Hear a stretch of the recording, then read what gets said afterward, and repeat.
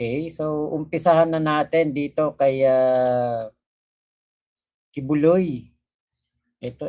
Umpisahan na natin dito kay Kibuloy, itong ating pagtatapik. Oy, Kuya Tommy, hello po.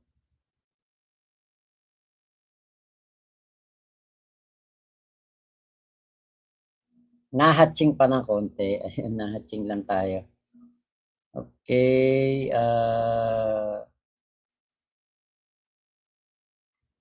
ito, puntaan natin to kasi ayun, ito.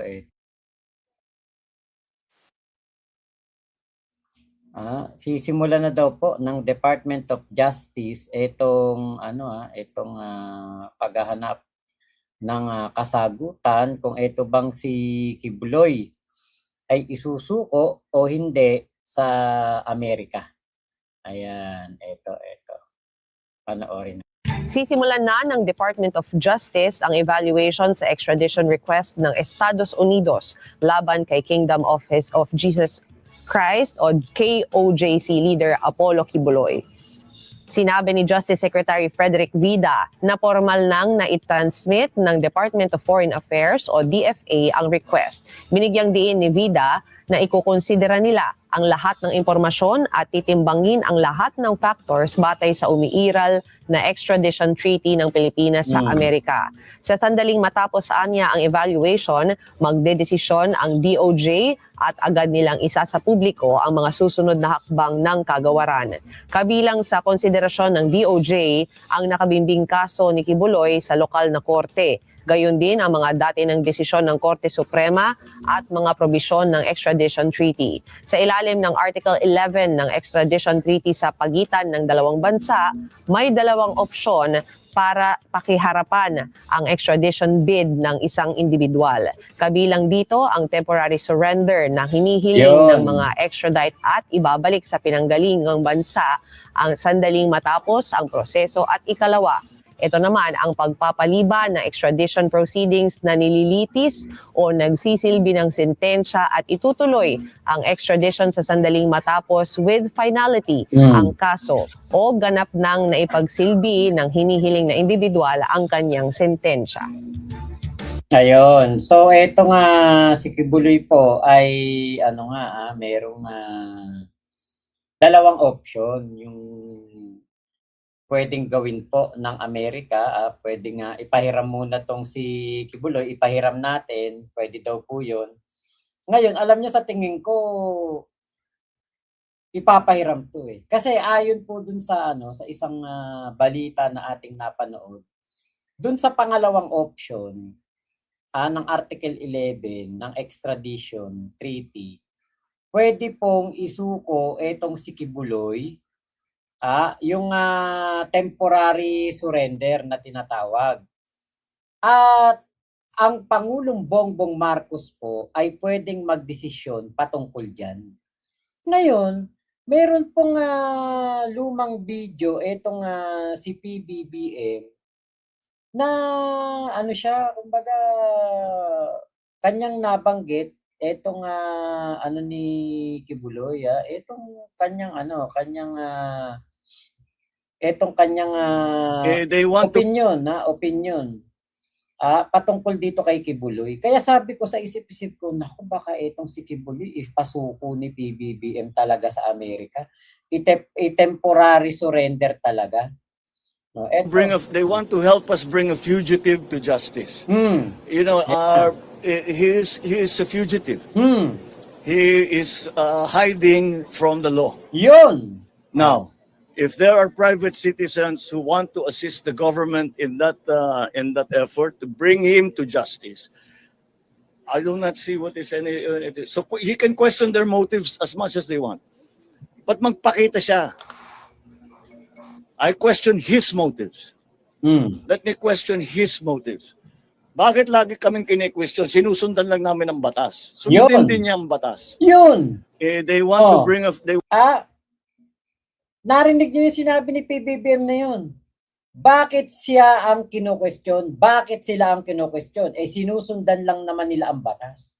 So si PBBM, pwedeng sundan ang batas. At yung rules, pwedeng sundan ni PBBM.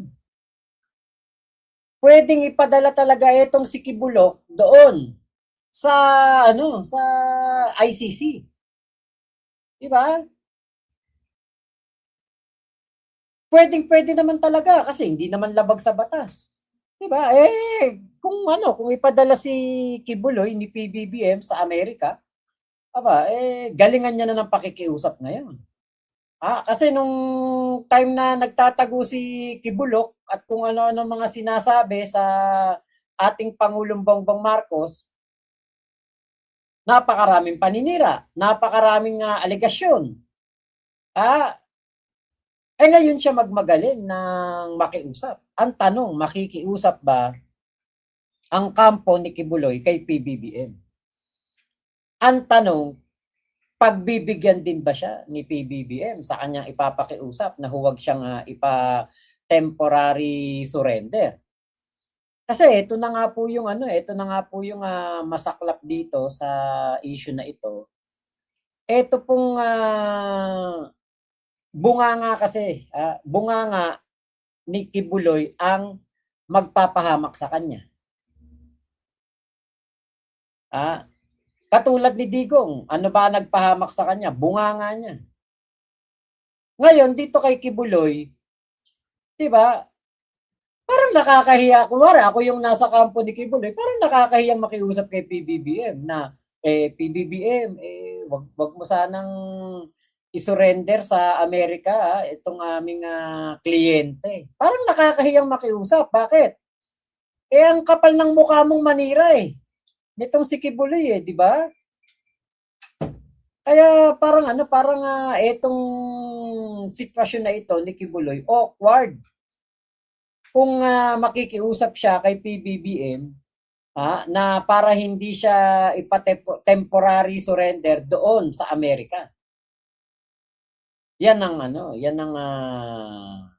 abangan natin. Kasi sa salita ni PBBM dito, sumusunod lang siya sa batas, susundin lang niya ang batas, at kung ano ang nakalagay sa batas, yon ang paiiralin.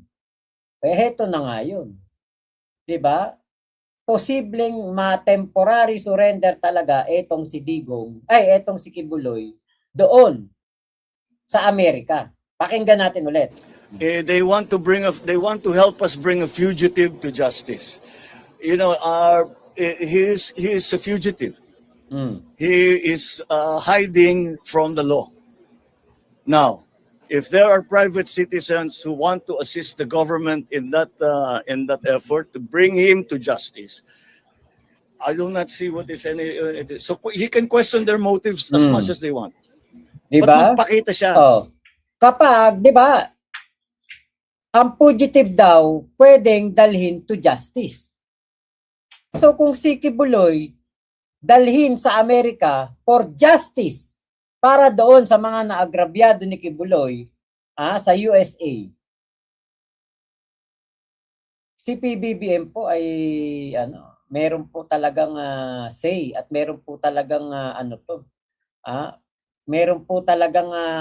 meron talaga siyang karapatan na ipadala si Kibuloy doon sa Amerika at pagbayarin sa kanyang mga katarantaduhan. I question his motives. Let me question his motives. Bakit lagi kaming kine-question? Sinusundan lang namin ang batas. Ayun. Sundin din niya ang batas. Diba? Sumunod siya sa batas. Diba? Si Kibuloy. Wala siyang magagawa kapag pinasunod siya sa batas, preso siya. Kapag sinunod ni PBBM ang batas, wala siyang magagawa. Kapag pinasundo siya sa US Marshal dito sa Pilipinas, meron namang sarili daw na eroplano ang US Marshal. Ala na. 'Di ba? Kasi talaga pong gustong-gusto po ng Amerika na mabigyan ng hustisya ang mga naging biktima ni Kibuloy doon sa Amerika. Kaya delikado talaga. All of this kasi maano daw po talaga yung pakiusap ng Amerika. na madala si Kibuloy sa Amerika. Matindi talaga ang pakiusap. All of this is dependent really on the Philippine courts. The Philippine courts are the ones that will decide on, of course, the pending cases of Pastor Kibuloy here in the Philippines.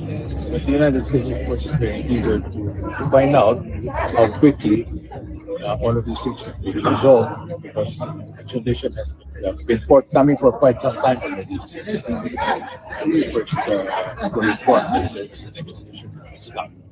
So, in other words, he's been convicted of some of these accusations of these cases that have been filed against him.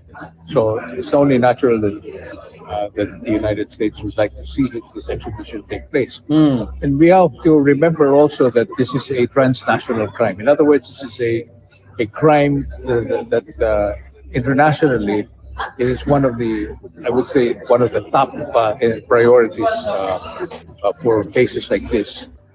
I would think that we have to really consider the pros and cons on how we would proceed on this extradition case, because we have international agreements. The extradition is actually a treaty in itself, and we have to really be careful on how we handle this.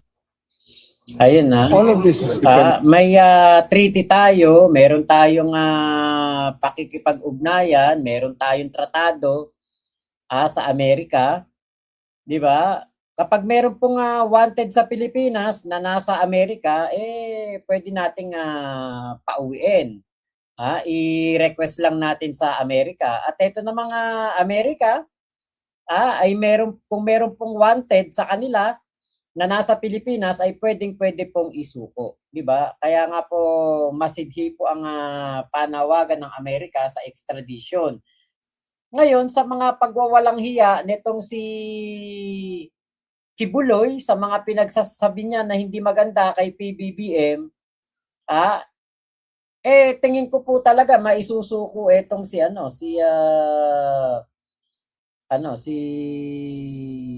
Kibuloy doon sa Amerika. Lalo pa, ang sabi nga ng ating Pangulo, kung ano ang nakalagay sa batas, kung ano ang sinasabi ng batas, yun ang gagawin ng gobyerno natin.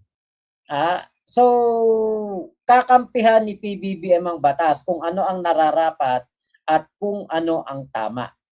Kaya po, abangan natin ito ang mga kaabang-abang sa mga susunod na araw, sa mga susunod na panahon. Kapag ito pong si Digong, di ba magkakaroon na ng hearing si Digong. Tapos si Kibuloy naman mapapadala sa Amerika. Di talagang magkaibigan, sabay nililites sa iba't ibang bansa. Kasi si Digong sa Dahig, si Kibuloy doon sa doon po sa Amerika. California yata siya makukulong. Naku, mainit yata ngayon sa California, 'di ba? Merong doon. Parang may problema sa tubig nga daw doon ngayon. 'Di ba? Kaya po na to talaga etong si Kibuloy, 'di ba? Kailangan niya ng lakasan ang pagdadasal. Diba? Yung claim Ito ng abogado ni Kibuloy, hindi pa pwede yan kasi nga may pending case pa at dapat munang matapos yung pending case na iyan sa RTC. Ang komplikasyon, ma'am, nito sa amin is that yung lagi sinasabi na kapag nag-RTC yan, appealable pa yan. Court of Appeals, di ba? Kung convicted siya, hanggang all the way to the Supreme Court. Ano ho ba yan, ma'am? Yung binabagit yung isang kaparaanan, maaari mo nang ihinto ang pagdinig sa Pilipinas. Ano ho ang magiging petition doon ng state sa court? Anong tawag doon para ihinto muna yung paglilitis at ipadala siya sa Amerika? Pareho pa rin, extradition request. So yung sinasabi ng abogado ni Pastor Kibuloy, hindi siya accurate in the sense na malinaw sa kasunduan at sa batas natin na may dalawang option dito. So, pwedeng temporarily surrender or dinggin muna yung kaso dito sa Pilipinas. So, kung ano man ang maging desisyon hinggil dito, posible rin talaga na i-postpone muna yun nandito sa Pilipinas at i-temporarily surrender siya sa Amerika. Nako. Opo. Posible po yun. Oo, posible yun. I-temporary i-surrender siya doon. Theoretically, ma'am, kapag doon nagkaso na siya at masintensyahan siya doon dahil po sa mga kasong itong kanya kinakaharap, ano yun?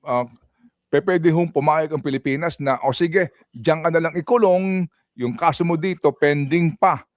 O, hindi, balik niyo muna sa amin yan at magkakaso kami ulit sa kanya. Paano kaya? Depende po talaga sa magiging desisyon. Hindi ho natin pwedeng pangunahan yung courts at yung pamahalaan. So kung ano ang magiging final na desisyon. Kasi nga, dalawang option po ang naibibigay sa ating dalawang option ng ino-offer ng proseso kung ano ang pwedeng gawin para kay Pastor Kibuloy. Mga kapatid, Dalawang option, ha? So ako, mas lamang tingin ko yung pagsunod ni PBBM sa batas ng sa extradition treaty, yung option 2. Second option. Bakit? Kasi nga sabi ni PBBM, sa itong si Kibuloy nung nagtatago, fugitive daw po ito at kailangan nitong sumuko, kailangan nitong sumunod sa batas. Si PBBM gagawin daw po niya kung ano ang tama at kung ano ang nakalagay sa batas. Yun na yung nakalagay sa batas eh. Merong karapatan talaga si PBBM na isuko etong si Kibuloy at ito pong si PBBM, sabi nga niya, kung ikay fugitive, kailangan kang sumuko. Fugitive sa Amerika si Kibuloy. Nako, yan na nga yung sinasabi natin, di ba? Dapat, di ba, nung time na naging wanted na si Kibuloy, hindi na siya nagtago. Dapat, nag-surrender na siya ng malumanay, wala nang mga kung ano-anong salita, tanggapin ang konsekwensya ng kanyang mga ginawa. Ngayon, di ba, hindi nakakahiyang lumapit kay PBBM. Hindi nakakahiya na, kunwari ako, abogado ko ni Kibuloy, pupunta ako kay PBBM, makikiusap ako, PBBM, makikiusap sana kami na wag mo sana nga isuko sa Amerika yung kliyente namin at siya naman sumuko ng malumanay noong siya pinaghahanap dito sa Pilipinas, isinuko niya yung sarili niya sa batas, willing naman siyang panagutan yung lahat ng kanyang kasalanan dito sa Pilipinas, baka pwedeng tapusin na lang muna natin yung proseso dito sa Pilipinas. Di ba napakasarap makiusap? Bakit? Kasi si PBBM baka maawa kay Kibuloy, matanda na, baka maisip for humanitarian reason, di ba, na oo nga, sige, tapusin na lang natin yung paglilitis dito. Kausapin ko na lang si Trump. Di ba? Napakasarap makiusap kapag ganyan. Kasi may pambalak Ano yung pambala mo? Sumuko ng malumanay, tumupad sa batas, hindi pinagtaguan ang mga law enforcer. Diba? Napakasarap makiusap. Kaya lang ngayon, paano ka makikiusap kay PBBM? Napakawalang yan ng mga pinagsasabi nitong si Kibuloy kay PBBM. Paano ka ngayon makikiusap? Baka nagpapa-schedule ka pa lang.